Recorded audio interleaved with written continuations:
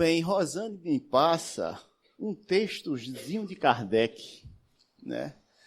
E eu achei interessantíssimo isso. Primeiro, o texto traz vida, sono e sonhos. Há um interesse imenso nisso por duas razões. Primeiro, obriga-nos a não fugir do tema, e é uma ideia muito boa isto. Para não viajarmos em conceitos pessoais que estão muito abaixo do conceito doutrinário a que todos nós devemos honrar numa tribuna espírita. Segundo, falar de sono e sonhos me remeteu de imediato uma belíssima frase de Emmanuel: o futuro pertence ao espírito. Essa frase está na introdução do livro Nos Domínios da Mediunidade. E parece-nos que nós ainda não entendemos isso. Frequentamos casas espíritas, trabalhamos em casas espíritas, visitamos as obras espíritas e não nos reconhecemos espíritos. Aliás, muitas vezes já escutei pessoas dizerem: quando eu desencarnar, meu espírito, como se fosse algo que não fosse ela mesma. E talvez aí todos os nossos grandes problemas, tenho certeza, encerram-se nesse conceito. Quando vamos para as obras espíritas, nós vamos aprender, por exemplo, que a vida é um instante. E que sim, ela traz algumas dores, dona Sônia. Poucas, mas trazem, né? Mas aquilo é um instante da vida do espírito. Aquilo é um momento a que todos nós devemos passar. E se nós tivéssemos entendimento de que somos espíritos, não que nós estejamos aqui cultuando sofrimentos e dores, absolutamente, por favor, isso não é doutrina espírita, ao contrário. A doutrina espírita nos informa que as nossas provas, que as nossas expiações, elas são filtradas pela misericórdia divina, pela bênção divina.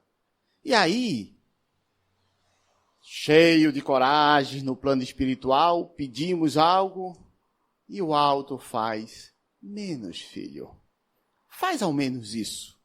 E continua a tua jornada, porque a misericórdia divina é eterna. Se tivéssemos efetivamente essas lições, a vida para nós seria muito mais plácida, suave. Navegaríamos por ela com a fé que Jesus nos cobra. Teríamos um entendimento absoluto, no sentido de sabermos nos espíritos, que passaremos. Como fala o poeta, eu passarinho. Quando ele diz que as coisas passarão, e ele passarinha pela vida. E um detalhe importante que está absolutamente ligado ao tema. Se eu reconhecesse-me verdadeiramente como espírito, eu viveria a plenitude espiritual constantemente. Não haveria nenhuma divisão entre vida física e vida espiritual, porque verdadeiramente não há. Os espíritos que nós, na própria prece inicial, Alisson menciona Francisco de Assis.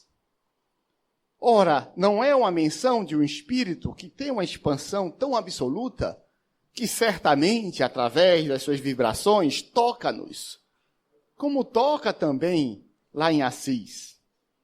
Ou toca em todas as casas, todas as igrejas, inclusive, que lhe tocam. Mas nós nos prendemos na casca, na matéria. Nós não criamos a sensibilidade absolutamente importante para vivenciar o ser espiritual.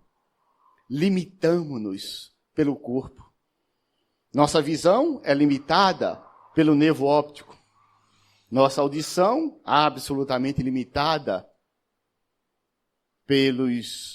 3 ossículos, martelo, bigorna e estribo. Olha que nome de osso. Parece que eu estou numa cela. Nosso paladar, hein, Alisson? Nós que conhecemos essa área, ele até se perde no tempo. Nosso tato. Estamos relembrando Tomé, lá atrás, que precisou tocar em Jesus. Mas Jesus nunca perdeu a oportunidade de nos educar. Chamou a atenção de Tomé. Felizes aqueles que creem sem tocar. Porque se sabem espíritos. Sabem que a vida não interromperia ali naquele afastamento do corpo físico do Cristo. Sabe mais ainda que os amores, que os afetos, que as almas afins sempre caminham ao nosso lado.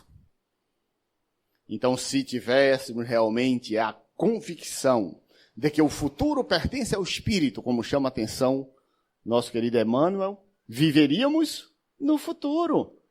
Por que eu vou esperar? Se eu sei. Até quando eu vou esperar?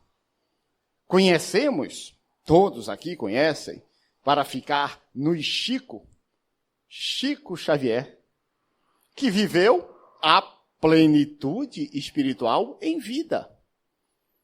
Ou nós achamos que Chico dialogava com os espíritos apenas no sono físico, ou nas reuniões mediúnicas, se ele não tinha a consciência absoluta do ser espiritual que ele era? Então, para entendermos toda a grandiosidade desse tema, e para começarmos a vivenciar um pouco mais o que somos, como falei há pouco, a misericórdia nos deu o descanso físico para experienciarmos a vida espiritual. Há um momento no livro, se não me falha a memória, Deus do céu, Obreiros da Vida Eterna, que há uma reunião no plano espiritual com 1.200 encarnados. Desses, escute isso, viu, Alisson? 960 eram espíritas. E ali estava sendo dado uma aula aos espíritas e a outros religiosos em número muito menor, para que efetivamente aprendêssemos a ser espíritos, vivenciando as experiências no sono físico. Que sonhos eu quero sonhar? Aonde eu quero andar? Que é que eu almejo como espírito? Almejo apenas as necessidades dos 5 sentidos, absolutamente limitante? Não que estejamos abrindo mão delas, por favor. Ao contrário, estamos encarnados para vivenciar a vida encarnada e todos os seus valores. Mas eu não posso limitar-me apenas a um campo restrito da matéria, porque eu a deixarei, não tenho dúvida. Espero postergar muito tempo, não é? Eu quero mais cabelo branco, ou até, quem sabe, menos cabelo, não é? Mas, não é, ficar com a cabeça tão brilhante como a do meu pai, né? Mas viver até o dia em que eu for útil e produzir, porque essa é a tarefa da vida, alegrar-se com cada momento. Mas eu preciso aprender a conviver, a expandir-me, a tocar meu filho, que nesse momento está no avião, subindo a linha do Equador. Não é possível que eu não possa abraçá-lo. Dizer, já pensou? Fazer como Emmanuel, entrar em pleno voo. Filho, fica tranquilo, seu pai está do seu lado. Olha que maravilha! E nós, quando escutamos essas histórias de Chico, ficamos... Que coisa impressionante, mas não tem nada de extraordinário, porque isso é uma função do espírito. E ela só se dá através de sentimentos. Sentimentos nobres, espíritos superiores, ou que se amam. Sentimentos vis, espíritos inferiores, que se odeiam. A métrica é a mesma. Não fugiremos dessa lei da natureza. Mas vamos aos textos, senão eu levo um puxão de orelha. Muito bem. Começa o texto de Divaldo, e ele vai falar que o sono físico, né, nada mais é do que um preâmbulo da morte. Ok? Já perdemos o medo da morte. Nada mais é do que o corpo fica, mas o espírito está absolutamente ativo. O espírito sempre está em ação até onde podemos concebê-la. Conceber a ação. A inatividade, olha que coisa fantástica, não se encontra presente nas leis da vida. Olha que frase importante. Eu já vi que o tempo não vai resolver nada. O tempo daqui, desse relógio.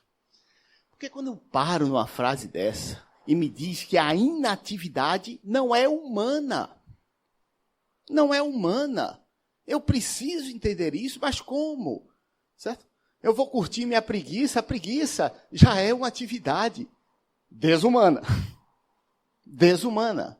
Porque se eu sou co-criador, se eu represento para Deus aquele que vai transformar o mundo, e foi isso que ele deixou muito claro para todos nós, bem-aventurados os mansos, os pacíficos, porque serão os filhos de Deus. Filhos, os agentes, aqueles que transformarão esse planeta. Ora, eu serei o filho inativo? Como? Ah, mas espera aí, eu estou dormindo. E o preparo para o sono? Onde estará meu espírito? Preso às sensações do corpo físico? Qualquer que seja a sensação, eu vou dormir preocupado com o brigadeiro que eu deixei na geladeira. Meu irmão, não pegue, não. Deixei, não. Aí vou lá para a porta da geladeira. Imagine que bobagem. Só para dar um exemplo bobo. Há exemplos muito piores. Esse é bobinho. Esse é bobinho. Não é? Não posso. Minha atividade não pode ser tão simplista para aquele que é co-criador, para aquele que assume o papel de transformar esse mundo. Nós estamos escutando em todas as casas espíritas, né, a transição. Ah, mas eu quero ir para um mundo de regeneração. Estamos aptos a servir? Olha aí. Quantas vezes nós cobramos a presença dos espíritos, inclusive nos nossos sonos físicos? Fazemos aquela prece, pedindo que o Pai nos proteja naquela noite de sono, que nós possamos aprender e vivenciar. Mas poderíamos também acrescentar a essa prece que eu possa estar apto. Porque eu tenho a matéria anímica, que os espíritos, às vezes, vão fazer uso para tratar o próximo, para tratar a nós mesmos, para tratar a um filho que dorme na mesma casa do que nós dormimos, para tratar um companheiro da casa espírita. E aí, se nós, agora dividindo a responsabilidade, tivéssemos aquela consciência de que somos espíritos, nós saberíamos que jamais estaremos em inatividade. Isso não pertence ao mundo dos espíritos. Aliás, no fim, há uma frase aqui, eu acho, não, essa frase não está aqui, então eu posso já falá-la, de Aulus, que diz o seguinte: nos domínios do espírito não há neutralidade. Não há neutralidade. Então, em cima do muro, espírita não pode ficar. Muito bem, mas continua o texto. Mesmo nos momentos de repouso, o espírito, que somos nós, se movimenta atraído por aquilo que mais lhe diz respeito. Olha aí. Aí está o meu problema. Meu. Vocês não. Esses dois aqui já são espidiluz, né? Mas o meu Deus, por que dou tanto valor a certas coisas? Assim que o corpo adormece, e às vezes, mesmo antes do sono total, afrouxam-se os liames que atam o espírito à matéria, e ele se desprende parcialmente, rumando para lugares e pessoa às quais se vincule. Divaldo Franco. Não é de Distrito Federal não, viu, gente? Para onde eu quero ir? Para onde eu quero ir? Que voo quero realizar no meu sono físico? E veja que ele chama a atenção, até mesmo antes do sono. E há uma informação no campo, acho que Alisson também passeou por esses estudos do sono, REM, não REM, etc, etc, etc, quando estamos no repouso absoluto, é o momento em que o cérebro está em maior atividade. Olha que informação interessante. Quando realmente o corpo entra na fase absoluta do sono, o cérebro dá um salto de ação. Veja que coisa. É o espírito. Opa, agora estou livre. Agora eu trabalho. Não é assim, doutora? Com a maioria dos irmãos encarnados, o sono apenas reflete as perturbações fisiológicas ou sentimentais a que se entregam. Entretanto, existe grande número de pessoas que, com mais ou menos precisão, estão aptas a desenvolver esse intercâmbio espiritual. Os mensageiros. Habilitemo-nos. Por que não habilitarmos-nos? Por que não vivermos realmente essa plenitude que somos nós, espirituais? E aproveitarmos o momento? Melhor ainda, quanto mais distanciados em ambientes superiores, mais o refazimento físico. É por isso que, às vezes, esgotamo-nos. Por que não vamos aos ambientes que nos refazem, que nos encorajam, que diz, vá filho, continue sua luta. Olha, não está fácil, mas nós estamos aqui. E às vezes, que está lá no livro Entre a Terra e o Céu, já ouviram falar no Lá de Clara? É conhecido dessa casa, né? Tem um também lá, no livro Entre a Terra e o Céu, de André Luiz, com o mesmo nome. Veja que maravilha, nossa. Veja que inspiração teve essa casa. É um lar que é comandado pelo Espírito Clara, que é o espírito de Meimei, que acolhe as crianças desencarnadas em criança, e que normalmente levam as mães sofridas para fazer um cafuné no filho e que ela entenda, está tudo bem. Olha que beleza. Que beleza. Mas para isso, lógico, eu preciso vivenciar a experiência de conhecer-me espírito. De ligar-me ao alto, de resignar-me com as próprias dores, porque não há dor maior do que essa, é imensurável para qualquer um de nós. Só aquele que passou pode medir essa dor. Não é? Mas está lá a espiritualidade, no campo do sono, favorecendo essa condição que todos nós temos. É extraordinário isso? Não, é normal. Não é paranormal. Não é nada do outro mundo, é deste mundo.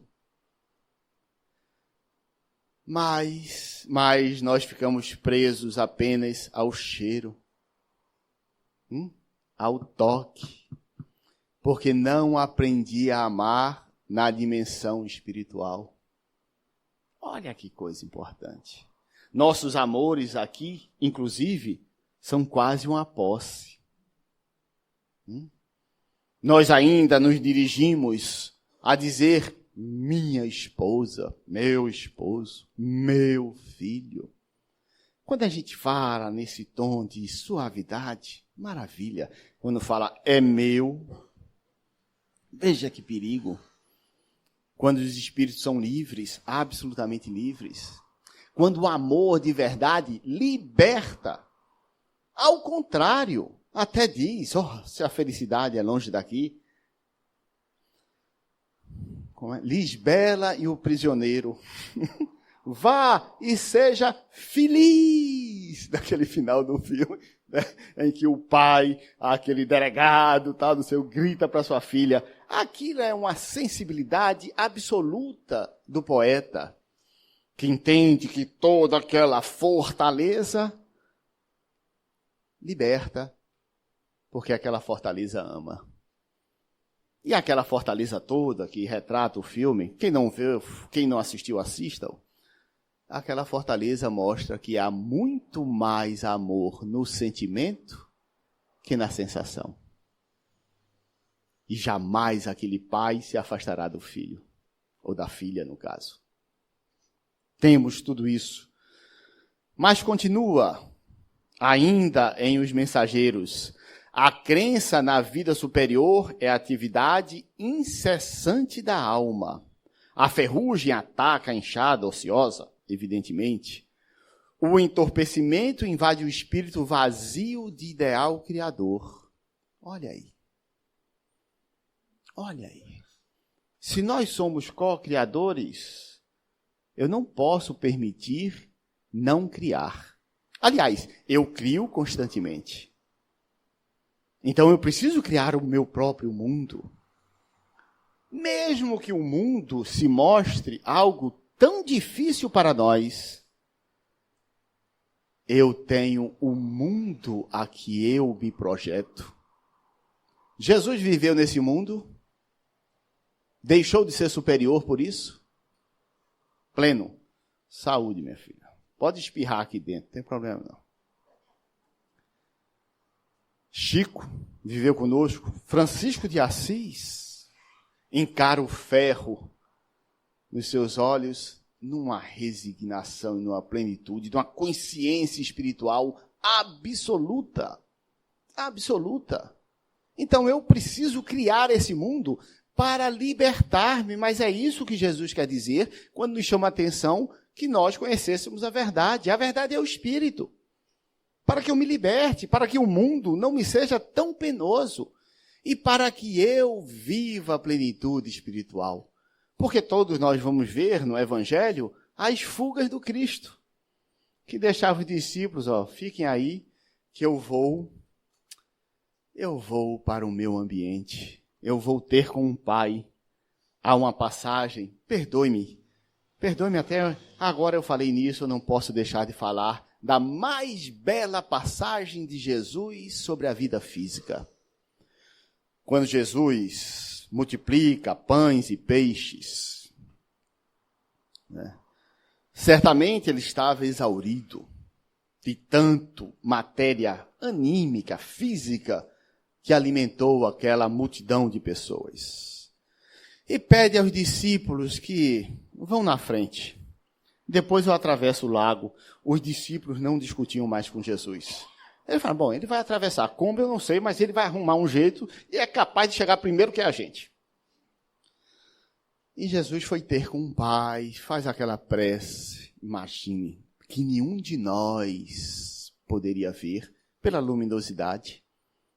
Nenhum de nós teria mente para transcrever, porque é uma prece de um espírito, não é, que nós ainda não atingimos as alpargatas de João Batista, que dirá a dele.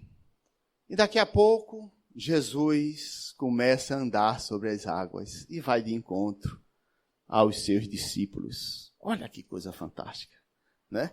Aí há informações espíritas por excelência, que os discípulos imaginavam serem almas do outro lado. Eles tinham consciência das realidades mediúnicas.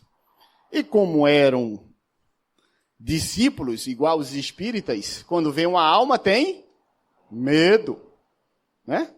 A gente, os espíritas frouxos danados, Ave Maria, e não sei o que lá.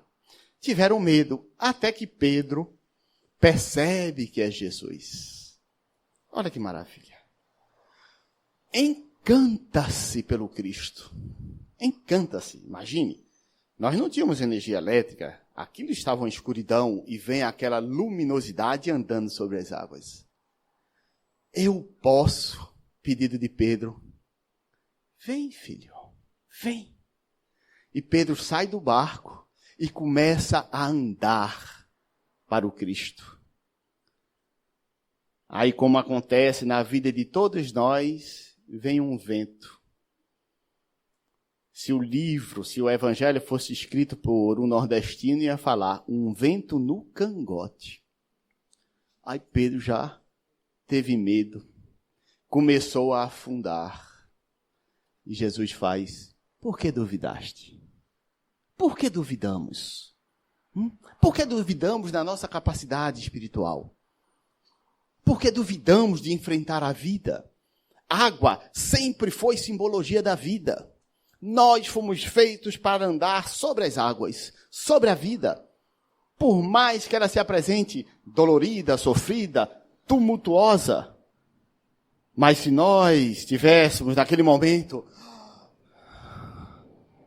a sintonia com Jesus, nós continuaríamos a andar pela vida, não importasse os ventos, as rasteiras, as dificuldades que a vida nos impõe. Essa é uma condição de saber-se espírito. Naquele momento, Pedro descobriu que era muito mais do que um corpo. Ele era um espírito eterno e poderia passar pela vida. Nosso sono físico nos oferta constantemente essas oportunidades de estarmos interagindo com os espíritos, estendendo a mão para nós. Não pense que Jesus, pelo menos digo de mim, não tenho nenhum merecimento para isto.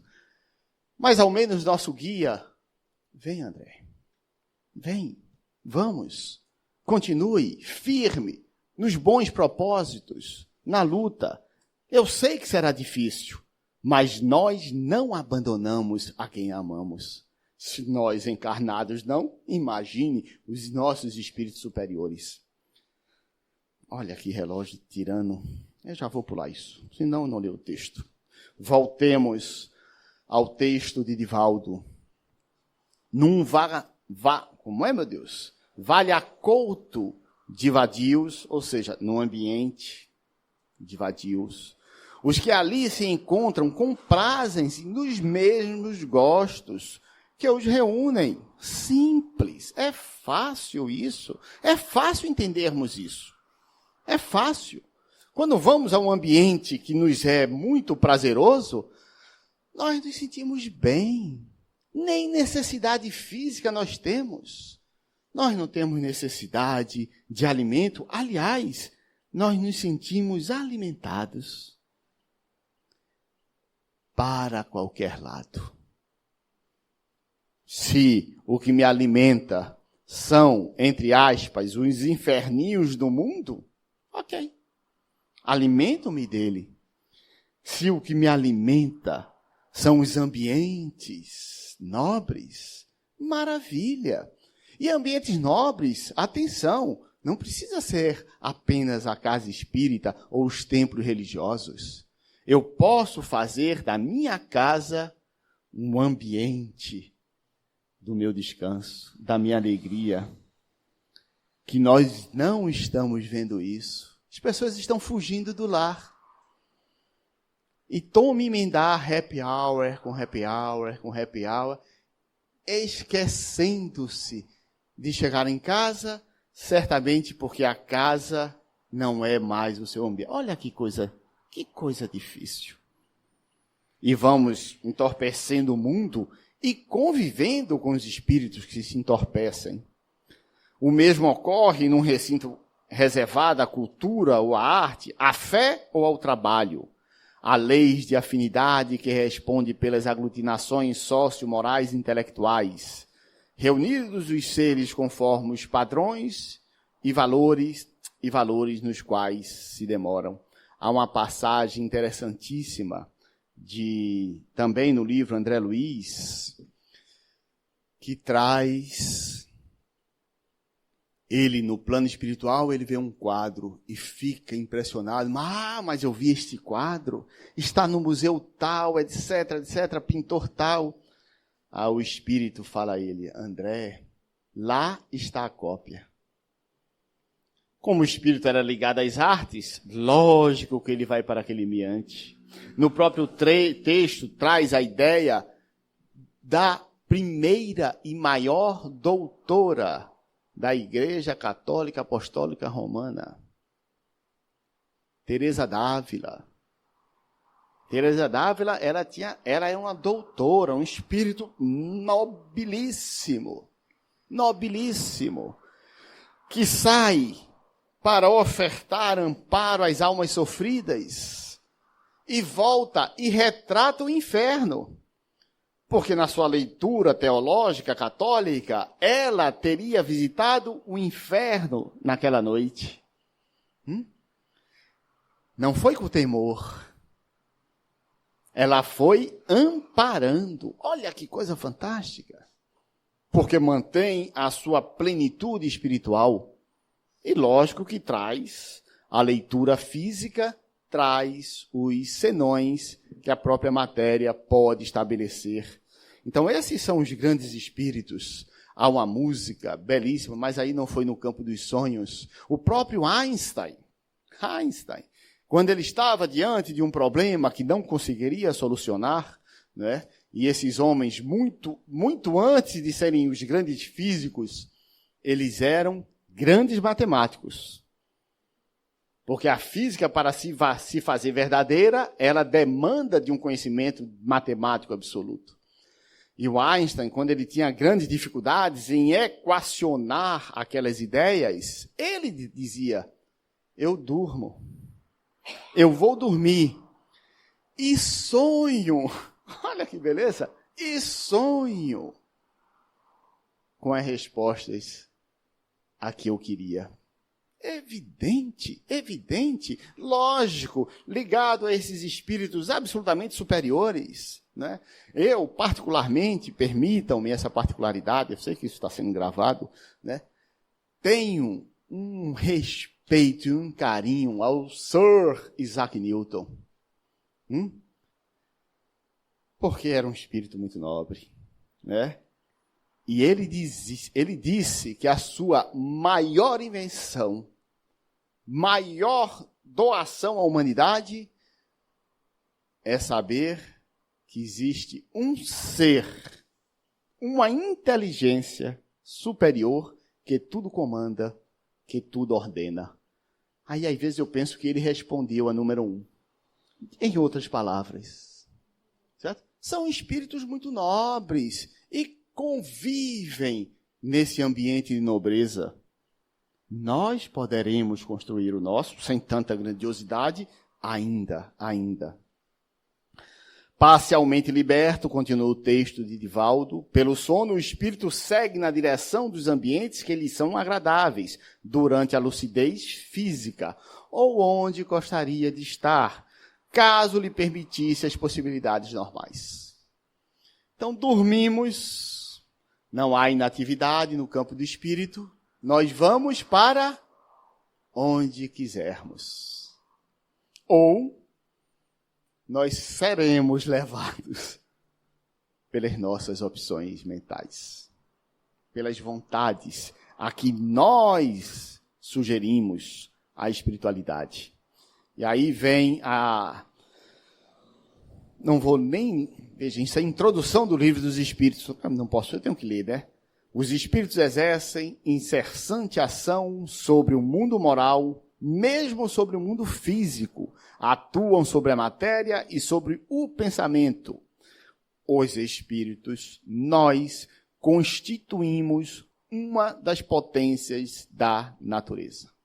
Causa eficiente de uma multidão de fenômenos até hoje inexplicados ou mal explicados, e que não encontram explicação racional senão no Espiritismo.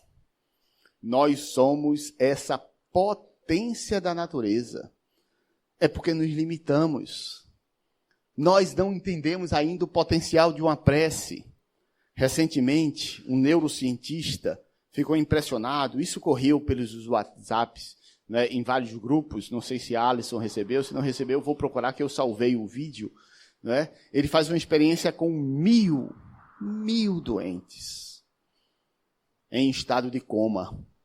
Ou coma induzido, ou coma pelos problemas físicos. E descobriu que aqueles pacientes que terceiros faziam oração, melhoravam. Terceiros. Então cortou qualquer conceito de, primeiro, sob coma, de placebo. Não é placebo.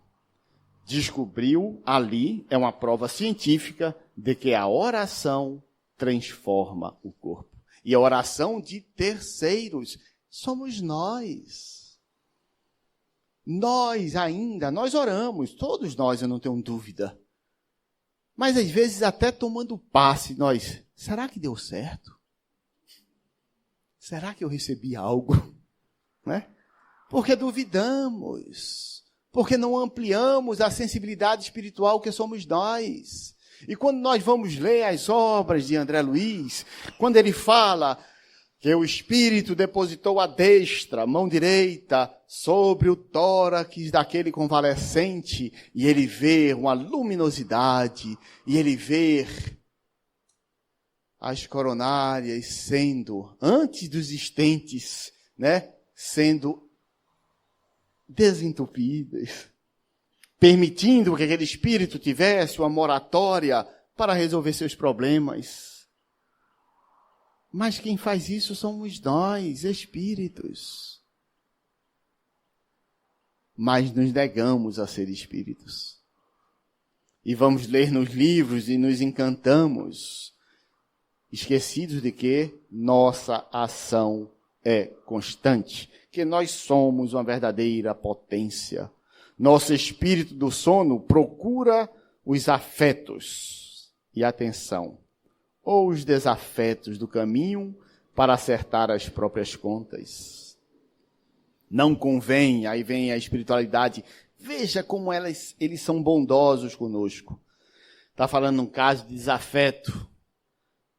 Não convém incomodar nossos amigos no curso das obrigações diuturnas. Eles estão ocupados. Deixe trabalhar, provocando elucidações que sejam desagradáveis e fora de ocasião.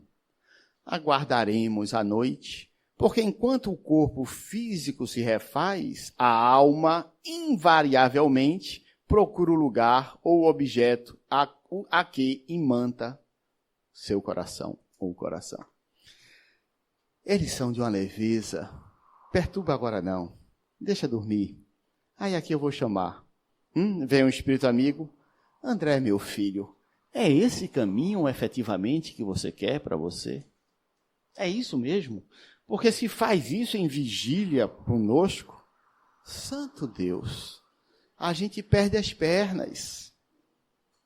Perde. Quando nós somos pegos no flagra, né? A gente, deixa. Ele está trabalhando, está fazendo as coisas dele, deixa produzir. Quando dormir, nós vamos chamá-lo. São essas opções que você quer para você? Porque os espíritos, eles são muito bondosos, eles nos amam, nossos guias nos amam, mas respeitam absolutamente a lei divina. E a lei divina tem um belíssimo parágrafo que diz o seguinte: livre-arbítrio.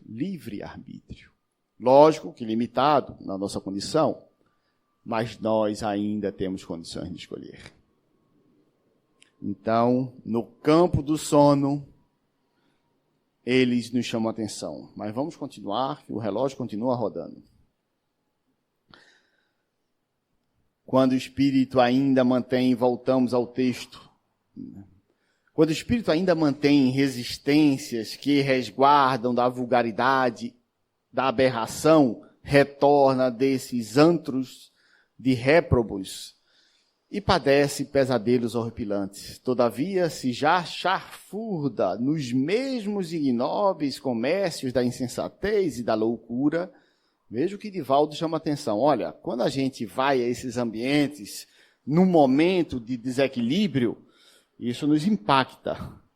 Agora, se já chafurda, se já convive nesses ambientes, não causa, ao contrário, alimenta-o, motiva-o, vivencia, porque faz parte dele. Nós temos as opções. Eu não posso escolher uma opção dessa enquanto espírito que sou, reconhecendo que serei cobrado pelas minhas atitudes. Retiremos, por favor, a palavra castigo de Deus. Deus é amor. Assim aprendemos com Jesus.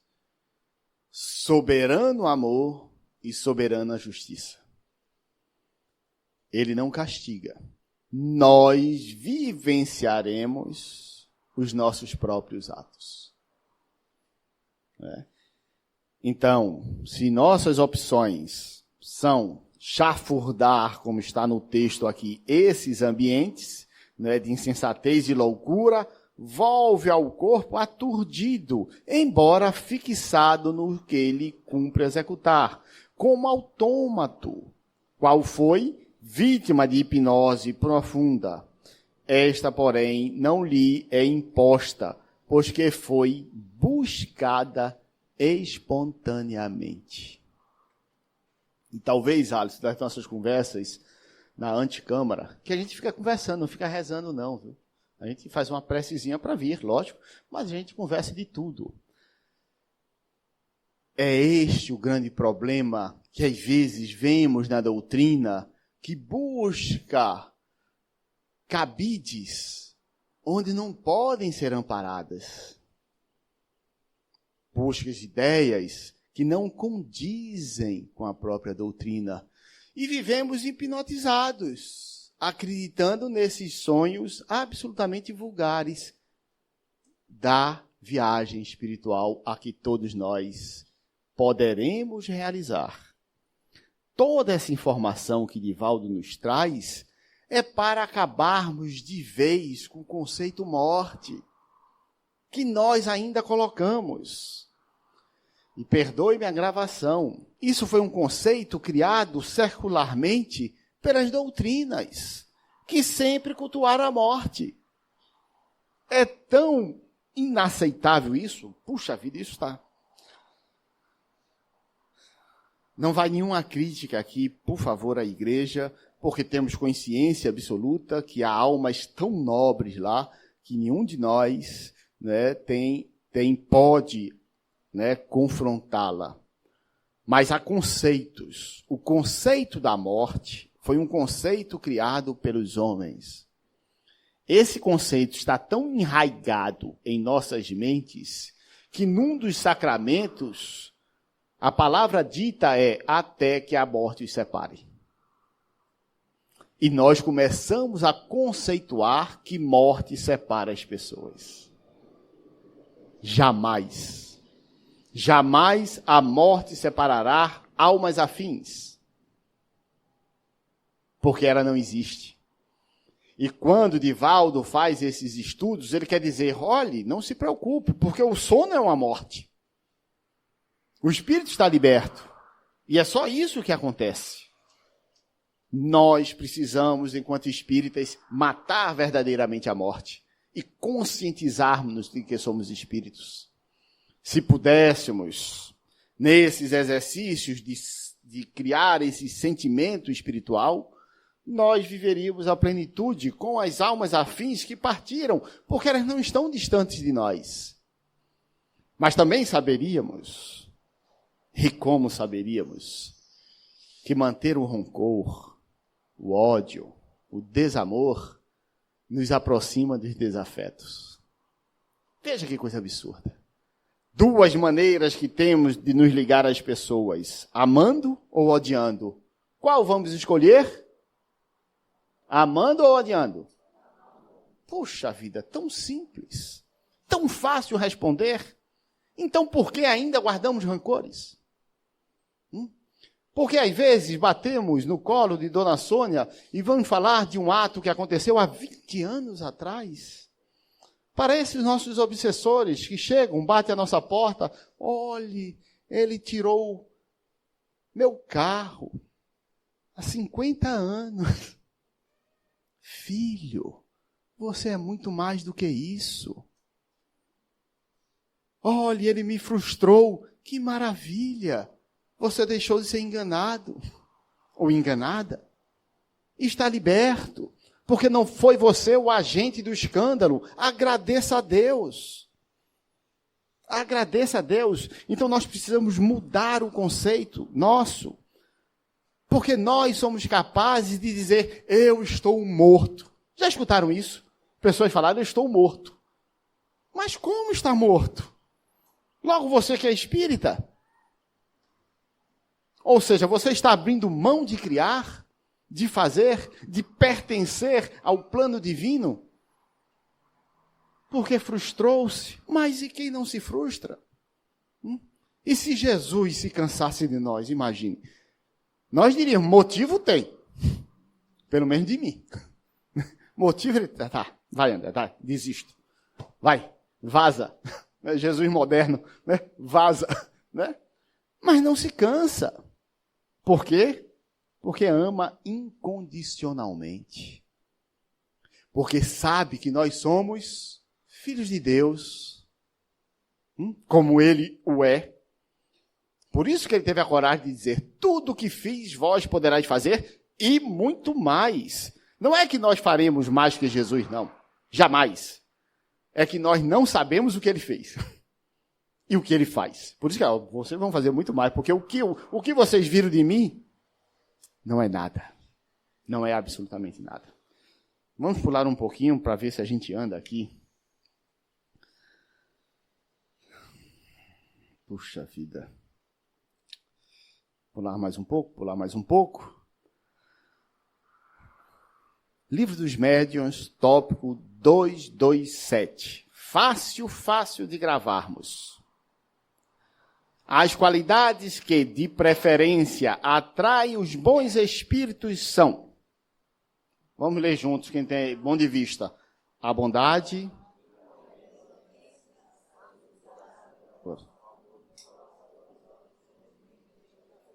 Pronto, ok. Vamos parar nas qualidades que atraem. Queremos conviver com os espíritos bons, bondade, benevolência, simplicidade de coração. Simplicidade, calma. Jesus foi o ser mais simples que existiu entre nós. Mais de um coração. Amor ao próximo. Amar o próximo não é aceitar tudo que o próximo faz. Amar não é ser conivente. Eu posso amar uma pessoa exercendo absoluta compaixão por ela, sabendo que ela está se comprometendo. Mas eu tenho que fazer isto. Porque não adianta eu fazer uma prece a Deus, pedindo auxílio, se eu não amo. Porque a ação divina, ela funciona por uma lei conhecida, Sir Isaac Newton, terceira lei de Newton. Quem está fazendo Enem aqui? Terceira lei de Newton, qual é? Epa, olha aí. Quem já fez Enem, não sabe? Ação e reação. Vetores, forças iguais, não é? Em sentidos contrários se anulam. Mesma direção. Isso está lembrado da aula de física. Mesma direção, sentidos contrários se anulam se forem iguais. Mas se uma força for maior que a outra, ela se sobrepõe. Simples, fácil. Então eu preciso, essa lei é uma lei divina, não é a lei de Isaac Newton, é divina. Ele simplesmente percebeu. E percebeu o quê? Olha, se você quer conviver com os bons, atrai os bons.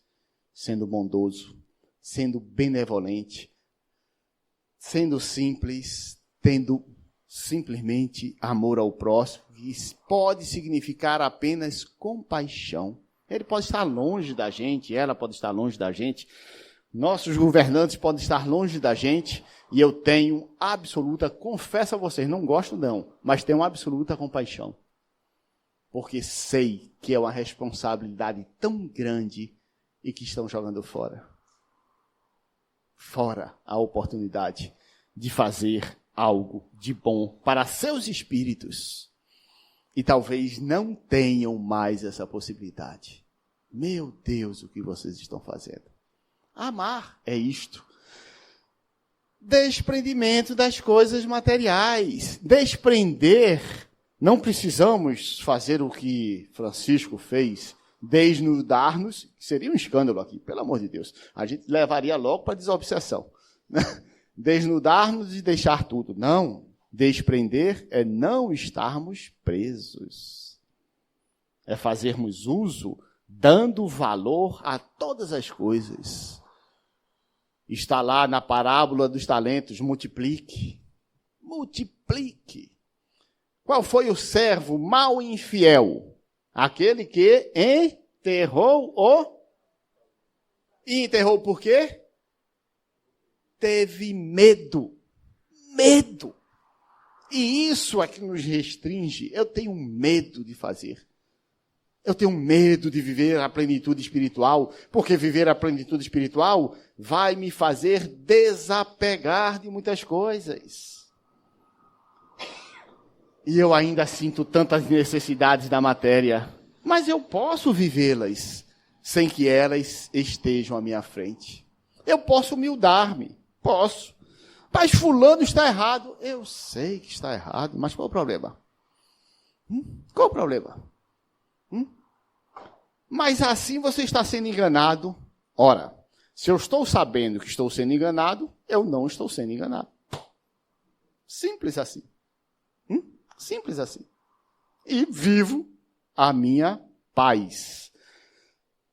Os defeitos que os afasta, defeito que afasta os espíritos bons. O orgulho, o egoísmo, a inveja, o ciúme, o ódio, a cupidez, a sensualidade e todas as paixões que escravizam o homem à matéria. Então, estamos falando do sono físico. Eu tenho duas opções nos meus sonos. Eu tenho as opções de pedir perdão a Deus e perdoar aqueles que me ofenderam, e aí me ligar com os bons espíritos. Eu tenho a opção de manter o ódio e me ligar ao espírito a que eu odeio. No próprio livro Entre a Terra e o Céu, não é etc. daqui, não é? Nós vamos ver uma luta imensa de dois espíritos que se degladiam, né? E lógico, no exercício do nosso sono físico, foram sendo amenizados até promover reencarnações desses espíritos. É um relógio horrível. O espiritismo, leiam todos, porque isso é importante para nós. O espiritismo é a ciência nova que vem revelar aos homens, por meio de provas.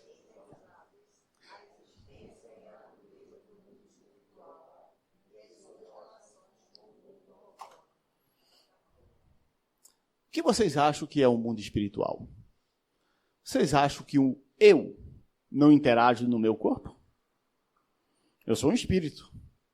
Ou vocês acham que só os espíritos desencarnados interagem em mim? Eu interajo sobre o meu corpo. Eu sou um agente pleno. Eu posso dar-me a cura, como também posso causar-me um aniquilamento. A ciência que já está dizendo isso. E eu brinco muito com isso, que eu digo que os espíritas são os torcedores que vão a campo com a frase, eu já sabia. Nós já sabíamos. Eu sou o agente máximo, porque essa é a nossa ciência. A interação do espírito com o mundo físico é constante, inclusive a minha com o meu próprio corpo. Aquela instante são de águas efluviadas ou fluidificadas, não é isso? Quem está fluidificando, se não nós mesmos? O ambiente dessa sala, nossos pensamentos. Bebam a água fluidificada com pensamentos não elevados. Perde todo o valor. Nós agimos constantemente. Isso já é prova. Dr. Masaru Emoto traz essa comprovação da ação dos pensamentos sobre a água. Nosso corpo, 70% líquido. Meu pensamento não interage em mim? Minhas ações não perturbam a mim mesmo? Agora imagine isso desprendido do corpo, no sono, minha jovem. No sono físico. Como eu vou encontrar meu corpo na volta? Bombardeado ou medicado? Sempre nossas opções. É uma pena. Ivone do Amaral Pereira, a sociedade de além-túmulo e a sociedade da terra são uma e a mesma coisa, apenas com a só dificuldade de ser a primeira, invisível e por vezes até ignorada pela segunda, que é o grande mal. Né? Mas não há duas sociedades, não há dois mundos, há um mundo espiritual, que nós estamos presentes. Né? Aqui eu estou vendo a blusa dos trabalhadores espirituais do Jefa. Porque eu não tenho clarividência. Talvez Dona Sônia veja outros trabalhadores espirituais, mas todos nós somos trabalhadores espirituais dessa casa. Não há dois mundos, há só um mundo. E aí, nossa atividade mental, o que é que está escrito no resto? O que nós somos? Espíritos. O que nós temos? Perispírito. Isso nós temos. Corpo? Estamos com ele? Não o temos. Perispíritos nós temos. E ele comanda todas as células do corpo físico. Então, nossos sonos e nossos sonhos podem vitalizar o corpo perispiritual ou pode realmente danificá-lo. E aí traremos isso para a vida física. Muita paz, muito obrigado. Sempre uma felicidade estarmos aqui e acompanhado por essa dupla que tenho muito carinho. É muito agradável. Excelente final de domingo a todos. Muita paz.